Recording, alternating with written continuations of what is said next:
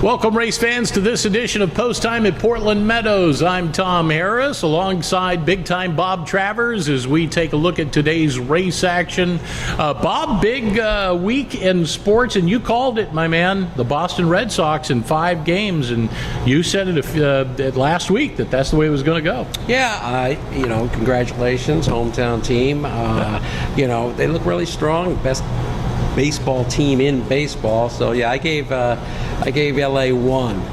Yeah, and that's all they got. The longest one. Yeah, in World Series history, they said. But yeah, in fact. congratulations to the Red Sox. Do it again next year, guys. Well, I was pulling it against you just so I could be different. I really didn't have a dog in the hunt, to be honest with you. None of my teams made it that far anyway. So, but I'm happy this week, as I told you before we came on, anyways, because my beloved Sun Devils took down the USC Trojans in the Coliseum, and that made my whole week. That's a big thing, is it? That is a big deal when you can beat the Trojans at home. Last time they did that was when Houston Texans Jalen Strong caught the miracle pass in the end zone with no time on the clock, caught the Hail Mary and beat USC in the Coliseum. But that doesn't happen very often. So anyway, we're off on a tangent there. Let's get to the handicapping. It looks like we got a wet fast track out there today, Bob. Yeah, I would say so. It rained all weekend, pretty hard too. And believe it or not, yesterday, folks, here in Oregon, we had a little tornado action happen. Yeah, we lost our power yesterday. A little tornado kind of went right by our track. Didn't affect any of the horses. Didn't affect our track except for the power outage. But over a couple of miles that way, a couple of semi-trucks flipped over. No kidding. See, I missed all of that. It's a rare event. It doesn't happen too often, but that happened yesterday. But not raining so far. Knock on some wood. I hope it doesn't, because then we'll keep the wet fast. But if it does start raining, it could go sloppy pretty quick. Which means they go even faster. Hopefully. Well, I sure didn't know about the tornado. We were actually here yesterday. I just found out about it this morning when I came in. So I heard the rumbling yesterday, and I saw the lightning, but I didn't put a tornado along with Had some hail yesterday too. Had some about dime-sized hail yesterday. We went out to Roll-Off Farms, home of TLC's Little People Big World TV. Went out there, ran into some of those folks, really nice people. Took a tour of the farm and all that. Was a lot of fun. Nice. Let's get to the handicapping. We got some quarter horses. Allowance runners going 300 yards in the opener. I landed on I Spot a Cartel of Paint. The Paint's been doing well. I think the Paint's they got a lot of quarter horse blood in them these days, and so you can't discount a Paint just off of a Paint bloodline. 20 years ago, you could do that a little bit, not now. This horse up from Los Alamitos, Hector Magianis, one of your prominent quarter horse trainers here. Yeah, absolutely, and it was hard not to take the 3, but I had to go with the number 5, Flying Fierce. Put in a nice effort. Lopez on him again for the 3rd time, and after coming from Burns, so I think this horse has it. Number 5, Flying Fierce. I'm looking for a Hector Magianis daily double here in the 2nd race with He's a Eagle outside post. This one does open up 2-1. Eduardo Sosa teams up. They were winners together last time out. This is another horse that came up last year from Los Alamitos and has done well here at Portland Meadows. I came up with number 7, I Ain't Callin', okay? 2nd start here at Portland, coming from Emerald. I think this guy's got the speed, dropping a little bit out of that handicap 11,000. So I think number 7 gets the job done. A little bit of a class edge angle there for that one. We turn to the 3rd race. You had another quarter horse event and 350 yards rather. For this one, I landed on the 5-4 Sweet Jess. It was hard for me not to take that horse again, but I found Jacango. I think this horse, again, had a bit of a break coming back, just needed that race, and is going to pull it off today. Number 7, Jacango. I was caught between those two, Jacango and 4 Sweet Jess, and I gave the edge to 4 Sweet Jess, but I think we're in for a tough one. Yeah. Absolutely. All right, 4th race on the program. We get to the thoroughbred action, Claimers 2 to 2,500. Informant is a horse that you and I both have liked over the past season, and just a late running sort. It'll just depend on how the track plays, I think. Okay, well, now that we're onto the thoroughbreds, and you as a handicapper and all handicappers out there, you absolutely feel this. I've been getting my top choice, putting my top choice out, but my second choice and my third choice have been the ones coming in. Yeah. So today I kind of looked at that and I said, okay, don't fall in that trap again. Maybe it'll bite me, maybe it won't, but I'm hoping it won't anyway. So anyway, I like the Informant like everybody else will, but I went on the other end. I went with number 3, Tinsel Angel. I think off the pace might win this, especially with the track condition. We'll wait and see on that. But number 3, Tinsel Angel coming in.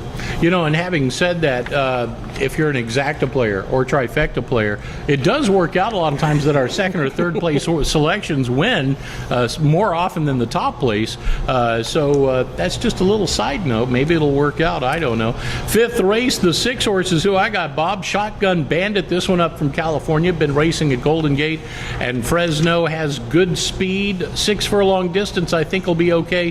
The thing about this horse is that early speed was at a mile around 2 turns, so the question mark looms on the adjustment back to 6 furlongs. Yeah, you know, Shotgun Bandit number 6, he came up with my top pick, but I went with number 7, Romeo and Blue Jeans. It's really in this race which Romeo is going to win. You know, it's funny, horse racing works like that. We got Romeo and Blue Jeans number 7, and number 8, Romeo Sunrise, owned by, trained by the same trainer there, different owners. But anyway, I went with number 7, Romeo and Blue Jeans on top. That's a whole lot of Romeo going on in that race. I can see that coming already. In the 6th race on the card, I went with the 8. I'm rocking this life. This horse has come to task on the fair circuit. We'll see if it'll carry over to Portland Meadows. Sometimes it does for the fair horses, sometimes not so much, but I'm going to go with a little bit of a flyer here. David Martin rides. I'm a rocking this life. Yeah, I'm glad you took an off-pace horse because there seems to be a lot of pace in this race. It seems like everybody needs to go out to the front. I know it's only 5 furlongs. It's hard to trust the closers. I ended up going with number 2, Hedgewood Gold. I think this horse should be in the right position, got a nice late pace. Hopefully he can take it in. Yeah, it was a good third for that horse, too, upon arrival from Emerald Downs. 7th race on the card. We're going to go 2 turns at a mile in this one. I like the 6 horse, Bella Fabiella. I've been impressed with the way this horse has come to task in the last couple. She's an older mare. She's 7 years old by Parker Stormcat, but I like the way she picked up here with that good closing finish. Yeah, this race is a bit of a quandary for me because who's going to get the lead?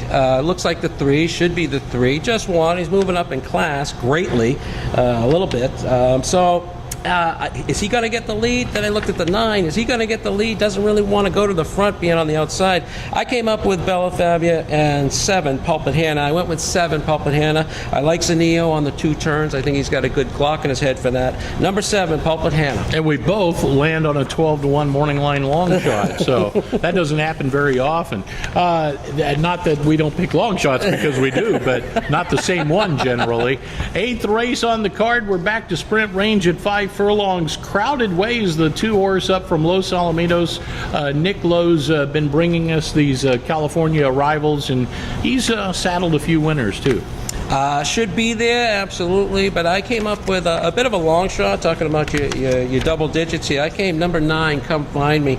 I'm looking in this race and I'm thinking again, I'm seeing a lot of speed. I'm looking who's got the best late pace, and I found number 9. Should be there. Always tough in the sprints, especially 5 furlongs, but again, we'll see how the track, if it plays a little heavy, it might be my day. You know, one thing nobody can accuse us of is playing chalk all day, that's for sure.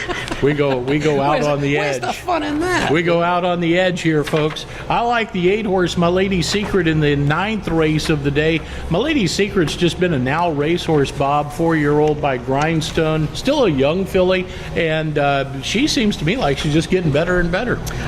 It should do it, should be there. I like the horse too, but again, I felt just a little bit too much on the front end here. I found number 7, Dreamer S. I'm playing class play here. I think because everybody's going up. You got number 5, Indian Power. You got Tea Time Mary. Tea Time Mary gets the lead. Watch out, folks. Yeah. I mean, watch it for a nice price. Throw $2 across and have him pay for lunch just in case. Right, you know? right. because he could do it again. Because I think he gets the lead, but I see a tough pace projection on the front end. So I went with number 7, Dreamer S, to pick it up. And a horse for the course too, as well. In the 10th and final, I went with the 6, Truly a Gem, a horse that did well upon returning from the fair circuit here in Oregon. Robert Burney has the call for Erica Montgomery, the owner trainer. Truly a Gym opens up at 9 to 2. Okay. Just realized I have to redo these, folks, because I forgot to put the 10th race on them. That's the you're on your own race. Yeah, that's why we have the all button. I guess, the right? all button. I went with number 2. I'm going to go Footstone here, bringing up the pace here. I think you can probably do it again, stepping up a little bit, still state bred. So number 2, Full Stone. Full Stone. All right, that horse ran a solid race last time out. Well, don't forget to get your copy of the Bob Handicaps. You can find it at the information station on the main level of the grandstand here at Portland Meadows, minus the 10th race where you were on your own for that one. All right, we'll see you with all the race day information Good straight luck. ahead.